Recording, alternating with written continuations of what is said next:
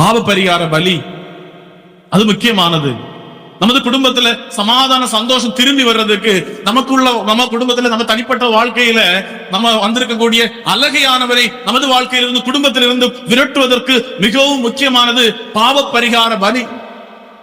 அந்த பாவ பரிகார பலியை நமக்காக ஒப்பு கொடுத்த ஆண்டவர் அந்த பலியை அவர் வரும் வரை திரும்ப ஒப்பு கொடுக்கும்படியாக நம்மோடு கேட்டார். திருச்சபையானது நமக்காக அனுதினம் என்னைக்காவது ஒரு நாள் இல்ல, அனுதினம் நமக்காக இங்கே அந்த பலியை ஒப்பு கொடுத்து கொண்டே இருக்கிறது.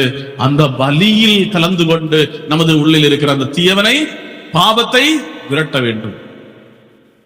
அதோடு சேர்ந்து போவதுதான் பாவ சங்கீர்த்தனம் என்ற அருள் அடையாளமும்.